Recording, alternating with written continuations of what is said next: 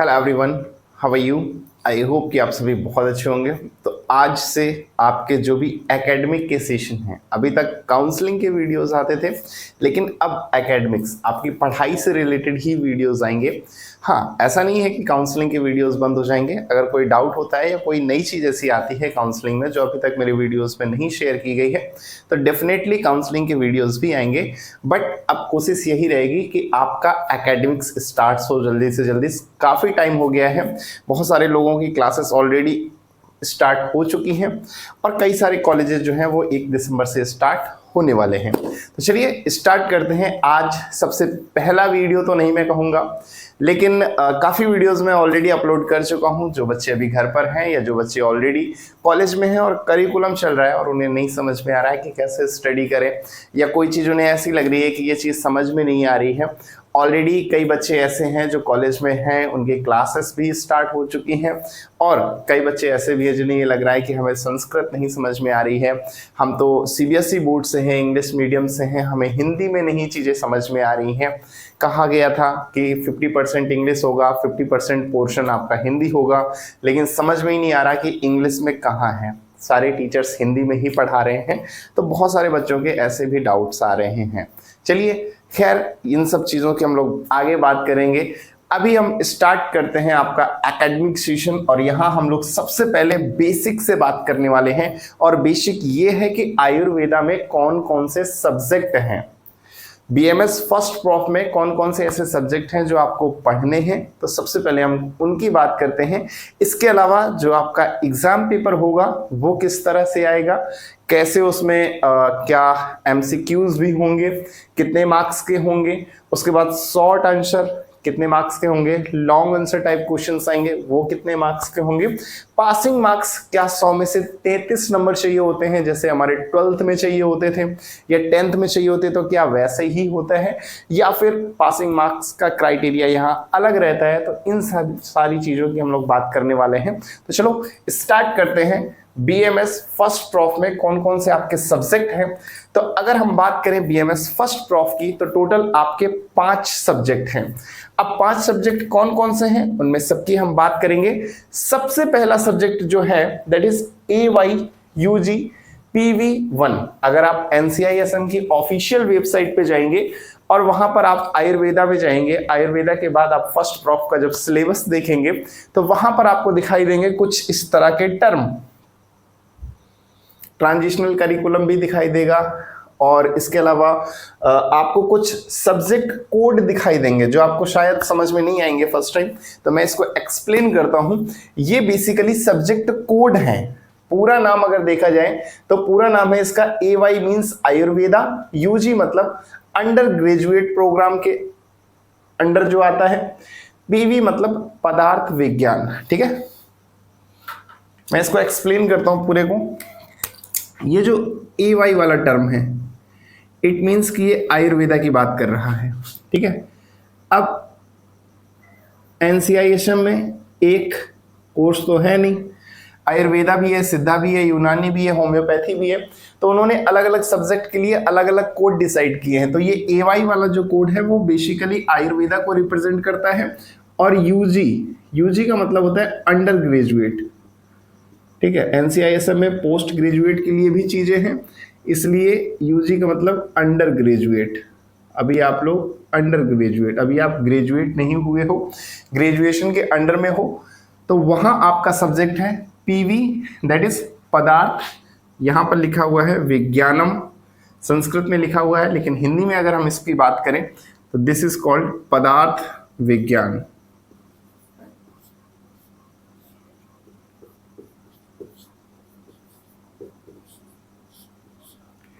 ठीक है, समझ गए। अब पदार्थ विज्ञान के अंदर क्या पढ़ना है और इसमें कितने पेपर होते हैं, ठीक है, उसकी बात करते हैं। तो इसमें आपके बेसिकली 2 पेपर होने वाले हैं, पेपर 1 और पेपर 2। पेपर 1 100 नंबर का होगा, पेपर 2 भी 100 नंबर का होगा। और इसके अंदर जो बेसिकली आप पढ़ेंगे वो पढ़ेंगे fundamental principle of Ayurveda. Ayurveda के क्या प्रिंसिपल हैं, क्या सिद्धांत हैं, एंड क्वांटम मैकेनिक्स। अब कहोगे सर फिजिक्स तो छोड़ के हम आए हैं, अब क्वांटम मैकेनिक्स फिर से यहाँ आ जाएगी क्या?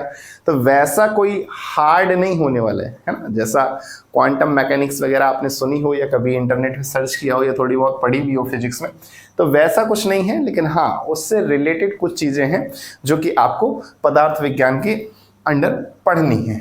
अब अगर हम बात करें क्वेश्चन पेपर ब्लूप्रिंट की, जो आपका फाइनल प्रॉफ का पेपर आएगा जो आपको 1.5 साल में देना है, वो किस तरह से आएगा, तो वो भी मैं आपको बता देता हूं कि सबसे पहले उसमें मल्टीपल चॉइस क्वेश्चंस होंगे। पहले नहीं आता था ऐसा, पहले एमसीक्यूज नहीं पूछे जाते थे हमारे टाइम पे। ये 2021 के बाद जब से ये NCISM आया है, रेगुलेशंस चेंज हुए हैं, गोरखपुर यूनिवर्सिटी बनी है, तब से ये नई चीज इंट्रोड्यूस करी गई है, that is multiple choice question. और ये आपके कुछ 20 क्वेश्चन होने वाले हैं, सारे एक एक नंबर के होंगे, तो टोटल कितने हो जाएंगे? 20 क्वेश्चन हो जाएंगे 20 नंबर के। फिर उसके बाद शॉर्ट आंसर SAQ की बात करें तो SAQ आपके टोटल 8 होने वाले हैं, ठीक है, जिसमें से मे भी हो सकता है कई बार 1-2 बढ़ा दें और बोलें कि 8 करने हैं। वैसे यूजली ऐसा आता नहीं है, जितने दिए हैं वो सारे ही कंपलसरी होते हैं करने। तो 8 क्वेश्चंस आएंगे 5-5 मार्क्स के, तो ये टोटल हो गया 40 मार्क्स, ठीक है। फिर उसके बाद लॉन्ग आंसर टाइप क्वेश्चंस जो होंगे, LAQ की बात करें तो वो 4 क्वेश्चन होंगे लॉन्ग आंसर में, और वो 10 नंबर के होंगे, तो यहां भी हो गए आपके 40 मार्क्स। और ऊपर MCQs 20 नंबर के, तो ये हो गए 20 मार्क्स। तो कितने हो गए? टोटल हो गए 100 नंबर का। तो ये पेपर हो गया आपका 100 मार्क्स का, ठीक है। अब ऐसा ही पेपर 2 भी आने वाला है, तो पेपर 1 भी आएगा 100 नंबर का और पेपर 2 भी आएगा सब 100 नंबर का। अब अगर हम बात कर लें पासिंग क्राइटेरिया की, पासिंग मार्क्स की, जो बच्चों को ज़्यादा ज़रूरी है कॉलेज के अंदर, ठीक। अगर पासिंग मार्क्स की बात करें तो 50%, यानी कि 50 नंबर 100 में से लाने ज़रूरी हैं। अब यहाँ पर यह भी हो सकता है कि मान लीजिए आपने पेपर 1 जो है वो बहुत अच्छे से नहीं पढ़ा, आपके हाथ से निकल गया। अब 2-3 दिन 4 दिन का गैप है, आपके पास क्या है कि पेपर 2 बहुत अच्छे से पढ़ने का समय है। तो आप जरूरी नहीं है कि 50 नंबर इसमें लाएं और 50 इसमें लाएं। इसमें अगर आप 40 ले आए और इसमें 60 ले आए तो भी दोनों कितना हो गया? 200 मार्क्स, और उसका 50% क्या हो गया? 100। तो यहां अगर 40 आ गए, यहां 60 आ गए, तो भी टोटल अगर 100 हो रहा है तो आप पास हैं, ठीक है। यहां 30 भी हो सकता है, यहां 70 भी हो सकता है, ठीक है। यहां 10 नंबर भी हो सकते हैं, यहां 90 नंबर भी हो सकते हैं। अब कोई कहते कि सर मैं तो पेपर 1 में 0 लाऊंगा और पेपर 2 में 100 लाऊंगा, तो ऐसा पहली बात तो पॉसिबल ही नहीं है। आप कहीं ना कहीं नाम रोल नंबर के अलावा अंदर क्वेश्चन पेपर भी उतारते हैं, तो उसमें भी टीचर कहीं ना कहीं आपको 1 नंबर जरूर दे देगा, और ऐसी पॉसिबिलिटी बन ही नहीं सकती। आज तक का रिकॉर्ड है कि एक में 0 हो और दूसरे में 100 में से 100 हो, ऐसा हो ही नहीं सकता, ठीक है। इसका अपोजिट भी कर सकते हैं, आप पेपर 2 में मान लीजिए 20 नंबर ला रहे हैं और पेपर 1 में 80 ला रहे हैं, तो भी कोई दिक्कत नहीं है, ठीक है। यहां अगर आप 30 नंबर ला रहे हैं, यहां 70 ला रहे हैं, तो भी कोई दिक्कत नहीं है। कुल मिलाकर के बात आपको समझ में आ गई होगी कि 50% होने चाहिए, यानी कि 200 नंबर का अगर ये कोई आपका सब्जेक्ट है, मान लीजिए पदार्थ विज्ञान, 2 पेपर हो रहे हैं इसमें, दोनों ही 100-100 नंबर के हैं, तो कुल मिला के 200 नंबर टोटल है, उसका 50% 100 नंबर हो गया, तो आपके कुल मिलाकर के 100 होने चाहिए। देन आप इस सब्जेक्ट में क्लियर हैं, पास हैं, ठीक है। आपकी ना कोई बैक आने वाली है और ना आपकी कोई सप्लीमेंट्री देने की जरूरत है। समझ गए? ब्लूप्रिंट भी समझ गए, पेपर कोड भी समझ गए। जब भी पेपर आएगा तो पेपर कोड इस तरह से आएगा, पूरा नाम नहीं लिखा होगा, ठीक है। हालांकि जब आप इंटर करेंगे और डेली पढ़ेंगे तो आपको पेपर कोड भी याद हो जाएंगे, लेकिन अभी अगर NCISM में आप ओपन करते हैं तो आपको शायद समझ में नहीं आएगा, इसलिए मैं एक्सप्लेन कर रहा हूं। अब बात करते हैं सेकंड कौन सा सब्जेक्ट है। अब हम लोग बात करने वाले हैं सेकंड सब्जेक्ट की। सेकेंड सब्जेक्ट है दैट इज AYUG SA1, ठीक है। AYUG का मतलब आपको पता है आयुर्वेदा अंडर ग्रेजुएट। SA1, अब यहां पर SA और 1 दोनों का मतलब मैं आपको समझाता हूं। ऐसे मीन्स संहिता अध्ययन, ठीक है। यहां पर जो अध्ययन इट मीन्स की स्टडी करनी है वो संहिता की करनी है, और 1 का मतलब है कि ये पहला है, इसके बाद सेकंड भी इसका होगा, वो अभी नहीं होगा, वो सेकंड प्रॉफ में होगा, ठीक है। तो संहिता अध्ययन में इसमें सिर्फ आपका एक ही पेपर होगा 100 मार्क्स का, ठीक है। अब वहां पदार्थ विज्ञान 200 मार्क्स के थे, 2 पेपर थे, उसका 50% आपको 100 नंबर लाने थे दोनों जोड़ के। अब यहां पर अगर हम पासिंग परसेंटाइल की बात करें तो यहां भी आपको 50% ही चाहिए, और वो यहां 50% कितना होगा, 50 मार्क्स, ठीक है। संहिता में पास होने के लिए आपके 50 नंबर होने चाहिए, ठीक है।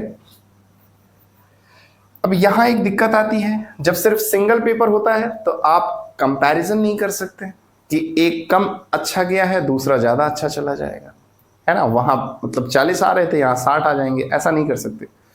आपको 50 लाने ही हैं, ठीक है। तो ये मैनेज नहीं हो सकता।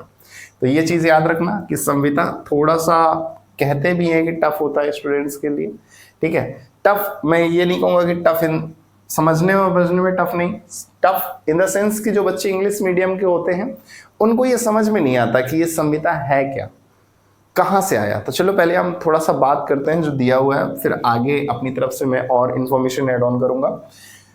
अगर हम बात करें संहिता अध्ययन में तो इसमें बेसिकली 2 चीजें आपको पढ़नी होती हैं। फर्स्ट वन अष्टांग हृदय संहिता, सेकंड चरक संहिता।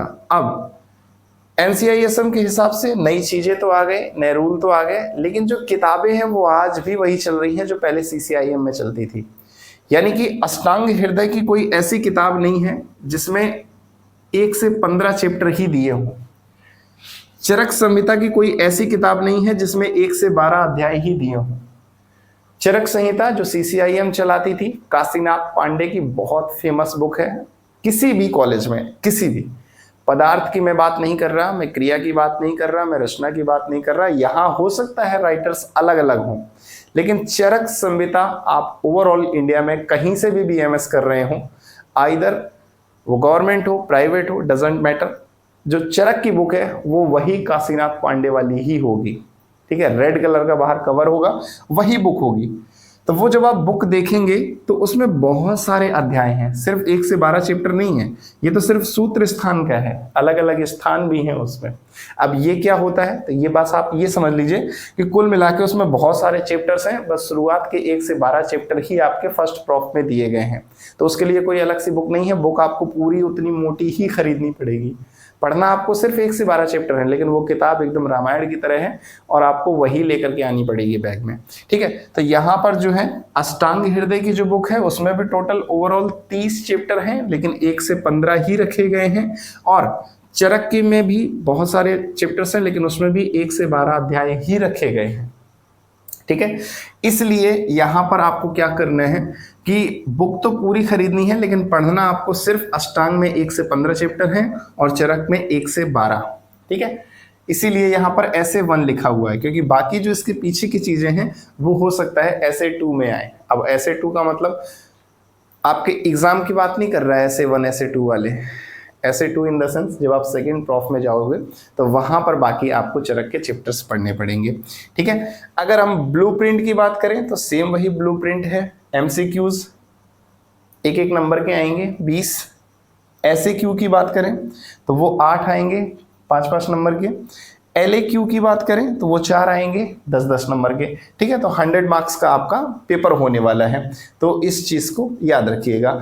अब मैं बात करता हूं अब बेसिकली अगर हम बात करें संहिताओं की कि ये संहिता है क्या। अब मैं बच्चों को ये भी बता दूं जिसकी वजह से बच्चों में थोड़ा सा एक डर का माहौल रहता है, मैं उसको एक्सप्लेन कर देता हूँ कि संहिता से क्यों डरते हैं बच्चे। जैसे आज रिसेंटली एक बच्चे का फ़ोन आया मेरे पास कि सर मैंने फ़ीस भी जमा कर दी है 2-2.5 लाख रुपए, 50,000 रुपये वो एडमिशन वगैरह के रजिस्ट्रेशन या सिक्योरिटी वो भी जमा कर दिया है, और मेरी क्लास जो है पिछले 3-4 दिनों से स्टार्ट हो चुकी है और अब मुझे BMS छोड़ना है। आज ही फ़ोन आया जस्ट शाम को, और मैंने उससे पूछा कि क्यों, क्या रीज़न है। तो बोला कि सर मुझे समझ में नहीं आ रहा है। टीचर्स आते हैं, बुक रीड करते हैं, चले जाते हैं, और मैंने कहीं सुना था कि 50% इंग्लिश में पढ़ाएंगे, लेकिन 3 दिन से मैं पढ़ रहा हूँ, ना मुझे संस्कृत समझ में आ रही है, ना मुझे अष्टांग और चरक ये सब कुछ समझ में आ रहे हैं, और सर मैं पास नहीं हो पाऊंगा, मैं नहीं निकाल पाऊंगा आयुर्वेदा और मुझे छोड़ना है। या तो आप कहीं से ये जो स्टे वैकेंसी राउंड चल रहा है इसमें आप मुझे कोई और कॉलेज दिला दें, कहीं और एडमिशन करा दें, और या तो फिर सर मैं BMS छोड़ दूंगा, तो कोई उसका उपाय बताइए। तो मैंने कहा उपाय कुछ नहीं है, 2.5 लाख रुपए आप भूल जाओ, आप छोड़ दो, क्योंकि आप फर्स्ट ईयर में छोड़ो, सेकंड ईयर में छोड़ो, एडमिशन तो हो गया, आप रजिस्टर तो हो गए ना, अब काउंसलिंग वाले पार्ट में है ही नहीं। आपने फर्स्ट काउंसलिंग में कॉलेज लिया था, अब आप स्टे वैकेंसी में थोड़ी छोड़ सकते हैं, रूल्स ही नहीं है, जो रूल थे वो थे।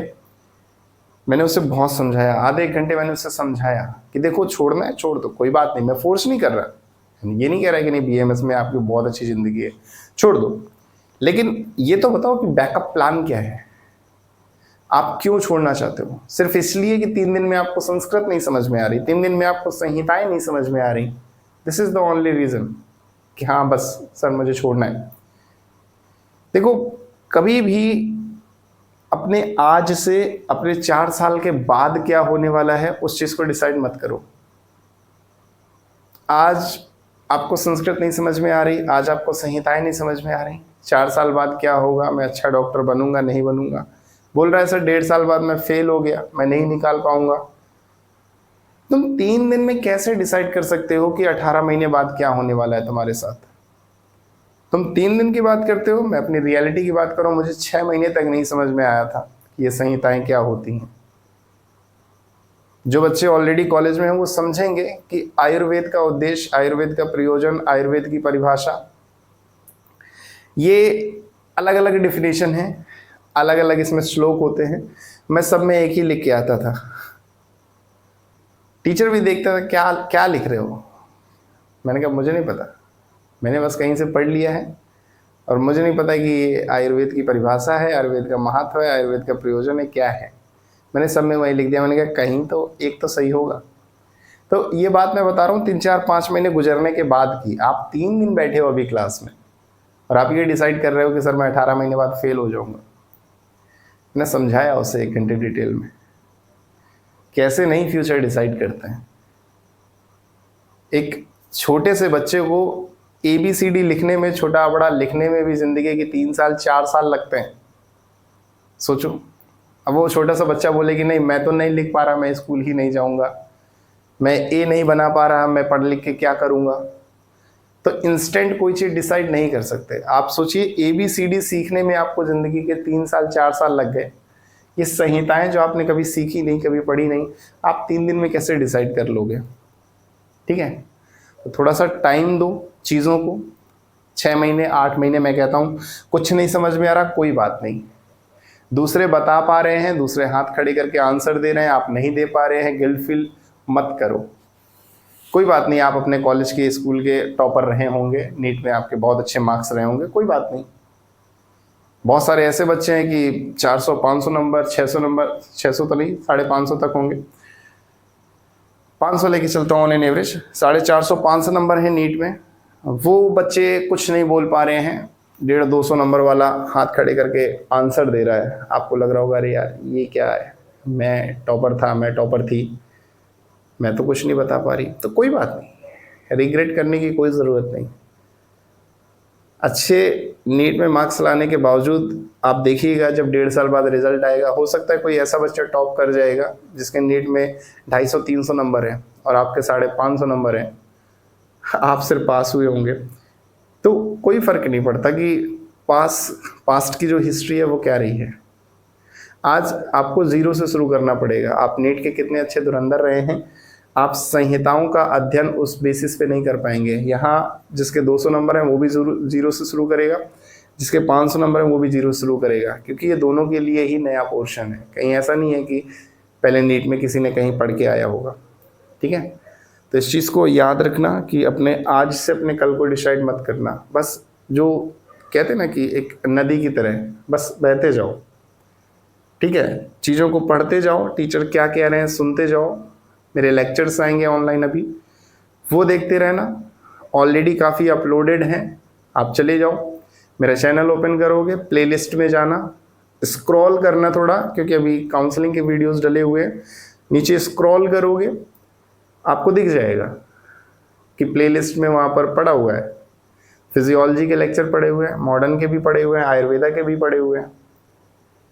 टेलीग्राम लिंक दे रखा है, उसे ज्वाइन कर लो, वहाँ भी आपको लेक्चर्स दिख जाएंगे। अब देखो कि मैं खुद ऐसा रहा हूँ कि मुझे 6 महीने 7 महीने नहीं समझ आया, तो थोड़ा सा वक्त दो चीज़ों को, ठीक है। अब बेसिकली अगर हम बात करें संहिताओं की, फिर भी मैं आज आप आए हैं तो मैं थोड़ा सा आपके दिमाग में डाल देता हूँ, ताकि जब आप क्लास में जाएं तो ये चीज़ आपके लिए बिल्कुल एकदम नई ना हो। अगर हम बात करें बेसिकली आयुर्वेदा की, ठीक है, थोड़ा सा मैं आपका टाइम लूँगा, वीडियो लंबा होगा कोई बात नहीं। अगर हम बात करें आयुर्वेदा की, तो आयुर्वेदा से पहले मैं बात करना चाहूँगा वेदों की। वेद क्या होते हैं, ठीक है, वेद। अब कुछ बच्चे बुरा मत मानिएगा, मुस्लिम कम्युनिटी के होंगे, शायद उन्होंने वेदों के बारे में नहीं सुन रखा होगा, लेकिन रामायण महाभारत ये सारी चीज़ें सुन रखी होंगी ना, इतना तो पता ही होगा किसी भी रिलीजन के हों, ठीक है। जैसे आपके कुरान, बाइबल, ये सब चीज़ें होती हैं, ऐसे हिंदी या हिंदू माइथोलॉजी के अनुसार अगर देखा जाए तो 4 वेद होते हैं। वेद जिसके अंदर ही रामायण महाभारत इन सब का भी नॉलेज है, इन सब की भी इंफॉर्मेशन दे रखी है कि कैसे ये दुनिया बनी, कैसे ये ब्रह्मांड बना, ब्रह्मा कौन है, विष्णु कौन है, ईश्वर क्या होते हैं, इंसान क्या होते हैं, ये सारी जो नॉलेज है ना, ये सारी वेदों के अंदर है। और वेद अपने आप में ज्ञान का भंडार है, एक समुद्र कह लो, ठीक है, नदी तालाब नहीं, एक समुद्र कह लो, तो वेद वो होते हैं। तो जो हिंदू माइथोलॉजी के अनुसार अगर देखेंगे तो 4 वेद बताए गए हैं। उन 4 वेद में अगर हम बात करें तो ऋग्वेद सबसे पहला वेद है, फिर यजुर्वेद,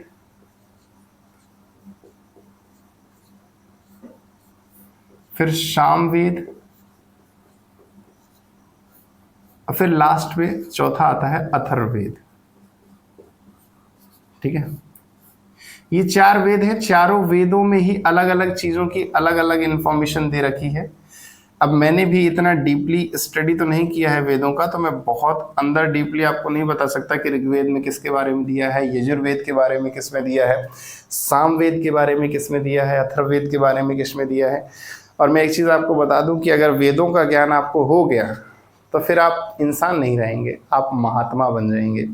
क्योंकि जितने भी साधु संत महात्मा लोग हैं और जो सबसे हायर लेवल पे हैं, ये साधु संत वो नहीं जो ऐसे ही महाकुंभ होगा उसमें आ जाएंगे नहाने और ये सब, मैं इनकी बात नहीं कर रहा जो आपको मंदिर में मठ में मिल जाएंगे, मैं इनकी बात नहीं कर रहा। मैं उन महात्माओं की बात कर रहा हूँ जिनको वाकई में ज्ञान है वेदों का। जैसे एक बहुत फेमस हैं स्वामी रामभद्राचार्य, आपने देखा होगा, सुना होगा, दिखाई नहीं देता उनको। अभी रिसेंटली एक वीडियो भी उनका वायरल हुआ था, किसको डांट रहे थे, वो एक छोटा सा बच्चा है ना जिसको नाचता रहता है, मुझको फ़र्क नहीं पड़ता, मुझको फ़र्क नहीं पड़ता, उसको डांट रहे थे कि बहुत मूर्ख किस्म का बच्चा है। तो वो जो है वही हैं स्वामी रामभद्राचार्य, और उन्हें ये सारे वेदों का नॉलेज है। आप सोचिए ऐसे इंसान जिन्हें दिखाई नहीं देता, लेकिन नॉलेज उनकी इतनी है कि इन वेदों का ज्ञान है उन्हें।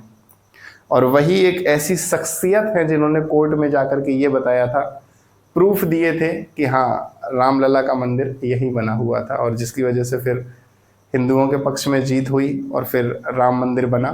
तो उन्होंने ही इन वेदों का नॉलेज रखा था, इसीलिए उन्हें पता था कि अयोध्या में कौन सी चीज़ कहाँ है, और उन्होंने फिर वो प्रूफ दिया और उसके बाद फिर राम मंदिर का निर्माण हुआ। तो वही चीज़ मैं कह रहा हूँ कि अगर वेदों की नॉलेज हो गई तो फिर आप महात्मा बन जाते हैं। महात्मा मीन्स महान आत्मा, ठीक है, एक नॉर्मल पर्सन नहीं रहते। तो अब इसी वेदों में से एक अथर्ववेद जो है, इसी का सब पार्ट कह लीजिए, दैट इज आयुर्वेद, ठीक है। सब पार्ट इन द सेंस, मान लीजिए आप एक मूवी देखते हैं, मैं आपकी लैंग्वेज में समझाता हूँ। आप कोई मूवी देखने जाते हैं, 3 घंटे की मूवी है। अब वो 3 घंटे की मूवी, मान लीजिए जैसे पुष्पा 2 आने वाली है, थिएटर में 3 घंटे 3.5 घंटे की मूवी होगी। लेकिन उसके बाद उसका जो उससे पहले जो ट्रेलर आएगा, टीजर आएगा, वो 2 मिनट 3 मिनट का होगा। तो अगर 3 घंटे की मूवी है और उसका जो ट्रेलर है वो 2 मिनट का है, तो आप ये समझ लीजिए कि अथर्ववेद 3 घंटे का है और आयुर्वेद 2 मिनट का ट्रेलर है। समझ गए? मतलब ट्रेलर में जो दिखाया जा रहा है वो क्या मूवी का पार्ट ही तो है। तो जो आयुर्वेद की इंफॉर्मेशन है, पूरा आयुर्वेद, मैं सिर्फ ये नहीं कह रहा कि फर्स्ट प्रॉफ का, पूरा आयुर्वेद जो है वो एक तरह से मूवी का ट्रेलर जैसे होता है, वैसे ही अथर्ववेद का एक ट्रेलर है। अथर्ववेद अपने आप में बहुत ब्रॉड है, लेकिन उसका एक थोड़ा सा पार्ट जो है वो आयुर्वेद है। ठीक है, और उसी आयुर्वेद के छोटे छोटे जो पार्ट है, अब इस आयुर्वेद के भी अपने पार्ट है। आयुर्वेद भी अपने आप में बहुत ब्रॉड है। आयुर्वेद का नॉलेज भी हर किसी को नहीं होता। आयुर्वेद का नॉलेज हो गया तो अच्छे खासे वैद्य बन जाते हैं, है ना, जिन्हें हर बीमारी का इलाज कर सकते हैं। ऐसे लोग हो जाते हैं जिन्हें आयुर्वेद का ज्ञान होता है। अब इसी आयुर्वेद का जो सब पार्ट है वो होता है आपकी संहिताएं। ठीक है, अब इसी संहिता में एक है आपकी चरक संहिता और एक है आपकी अष्टांग हृदय संहिता। बाकी और भी है, सुश्रुत संहिता भी है, और भी बाकी हैं, वो आगे आप पढ़ेंगे। लेकिन आपके जो फर्स्ट प्रॉफ में है वो अष्टांग हृदय संहिता है और चरक संहिता है। ठीक है, तो आई होप सो कि ये चीज़ आपको समझ में आई होगी। अब वीडियो को ज़्यादा लंबा नहीं करते हैं, ठीक है, बाकी हम बातें करते रहेंगे। जब लेक्चर्स आएंगे उस दौरान थोड़ी थोड़ी और भी इंफॉर्मेशन शेयर करूंगा। अब ये हो गया आपका second subject BMS first prof का। अब बात करते हैं थर्ड सब्जेक्ट की। अब नेक्स्ट सब्जेक्ट की बात करते हैं। नेक्स्ट सब्जेक्ट कोड है आपका AYUG-KS। KS दैट इज क्रिया शारीर। इसी को नॉर्मली ह्यूमन फिजियोलॉजी भी कहते हैं मॉडर्न लैंग्वेज में। ठीक है, ऑलरेडी आपने फिजियोलॉजी के काफ़ी सारे चैप्टर्स पढ़ रखे हैं एनसीईआरटी में 11th में, तो वो सारे, और 12th में भी कुछ हैं, तो वो सारे चैप्टर्स जो हैं उनके बारे में डिटेल स्टडी आपको इसी क्रिया शारीर के अंतर्गत ही करनी है। इसमें आपके 2 पोर्शन होंगे, एक आयुर्वेदा पोर्शन होगा, एक आपका मॉडर्न पोर्शन होगा। ठीक है, तो आयुर्वेदा पोर्शन क्रिया शारीर, मॉडर्न पोर्शन ह्यूमन फिजियोलॉजी। ठीक है, अब इसमें भी सेम 2 पेपर होंगे, पेपर 1 और पेपर 2। पहला वाला 100 मार्क्स, सेकेंड वाला भी 100 मार्क्स। सेम वही चीज़ें हैं, किसमें कितने भी नंबर लाओ, कुल मिलाकर के आपके टोटल 100 होने चाहिए, क्योंकि टोटल कितने मार्क्स हैं 100 और 100 200 नंबर हैं, तो 50% लाने हैं, यानी कि 100 नंबर होने चाहिए। ठीक है, यहाँ आप 20 ले आओ, यहाँ 80 ले आओ, यहाँ 20 ले आओ, यहाँ 80 ले आओ, जैसा भी आपको करना है, दोनों में 50-50 ले आओ तो भी अच्छी बात है। ठीक है, तो ये आपका हो गया थर्ड। अब अगर ज्यादा मैं चेंज ना करूं, यहां पर KS की जगह RS कर दूं। ठीक है, RS कुछ, ठीक है, RS कर दूं, और ये क्रिया शारीर की जगह, अब कुछ बच्चे RS की जगह कुछ और सोच रहे हैं सर, ये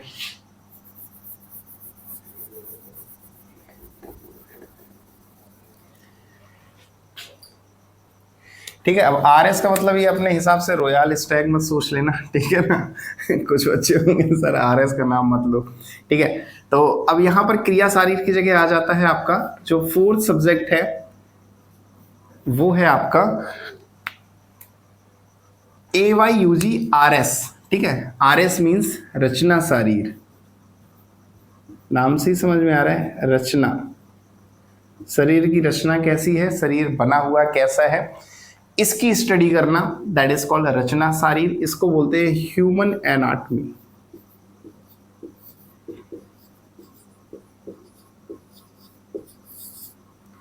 ठीक है, तो ये आपका 4th सब्जेक्ट हो गया। पेपर ब्लूप्रिंट सेम पेपर वैसे ही आएंगे, MCQs आपके 20 होंगे। ठीक है, उसके बाद SAQs आपके 8 होंगे और फिर LAQs आपके 4 होंगे। ठीक है, तो ब्लूप्रिंट सेम वैसे ही रहने वाला है सारे पेपर्स का। अब नेक्स्ट एंड लास्ट उसकी भी बात कर लेते हैं। लास्ट जो आपका सब्जेक्ट है, तो that is subject code AYUG-SN and AI। अब एआई, ये मत सोच लेना कि ओ वाह सर 2024 चल रहा है, हर जगह एआई की बातें हो रही हैं, चाहे वो इंस्टाग्राम हो, यूट्यूब हो, गूगल पे जाइए, चैट जीपीटी हो, कहीं भी हो, हर जगह एआई की बात हो रही है। तो क्या एनसीआईएसएम ने 2024 से आयुर्वेदा में भी एआई लागू कर दिया है क्या? तो ऐसा बिल्कुल भी नहीं है। ये एआई का मतलब आर्टिफिशियल इंटेलिजेंस बिल्कुल भी नहीं है, ठीक है। इस एआई का मतलब मैं बताता हूं, उससे पहले एसएन का मतलब आप समझ लें। तो एसएन का मतलब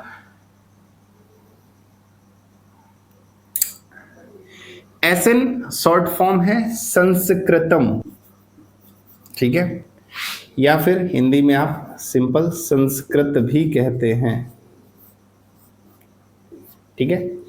एआई का मतलब जो है वो, चलो मैं एक चीज रिवील करता हूं, अभी तक आप एआई का मतलब आर्टिफिशियल इंटेलिजेंस समझते रहे होंगे। आज मैं आपको बताता हूं एआई का मतलब होता है आयुर्वेद इतिहास। आयुर्वेद इतिहास, ठीक है, यानी कि Sanskrit and history of Ayurveda, ठीक है। ये आपका 5वां सब्जेक्ट है।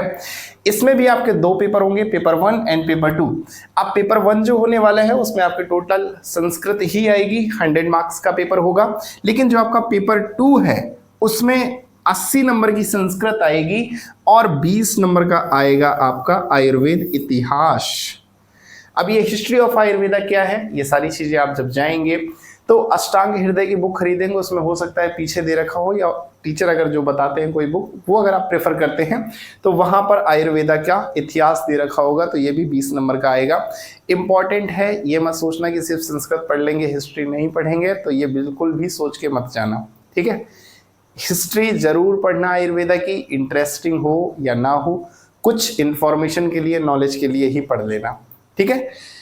अगर हम बात करें सेम पेपर बीपी, अब ये मैं सोच लेना सर पहले आरएस के बारे में बता रहे थे, अब बीपी के बारे में बता दें, तो ये मैं इसलिए लिखा हूं क्योंकि जो ब्लूप्रिंट है वो सेम जैसे पहले बताया था वैसे ही पेपर का ब्लूप्रिंट होने वाला है। वही एमसीक्यूज होंगे 20 नंबर के 20, और वही आपके एससीक्यूज होने वाले हैं, आपके 8 होंगे 5-5 नंबर के, और फिर लास्ट में एलएक्यूज जो है वो आपके 4 होंगे 10-10 नंबर के, ठीक है। 100 नंबर का हो गया पेपर।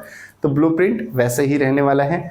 अब 5 सब्जेक्ट की हमने बात कर ली, किसके अंडर में क्या आता है उसकी भी बात कर ली, संहिताएं क्या हैं, वेद क्या है, वेदा का मतलब वैसे भी नॉलेज होता है, आयुर का मतलब लाइफ होता है, अपनी लाइफ के बारे में नॉलेज लेना और लाइफ को कैसे बेहतर बनाते हैं। आयुर्वेदा सिर्फ ट्रीटमेंट नहीं है बल्कि अपने आप को कैसे बेहतर रखते हैं ये भी आयुर्वेदा सिखाता है। That's why it is called Ayurveda, यानी कि नॉलेज ऑफ लाइफ, ठीक है।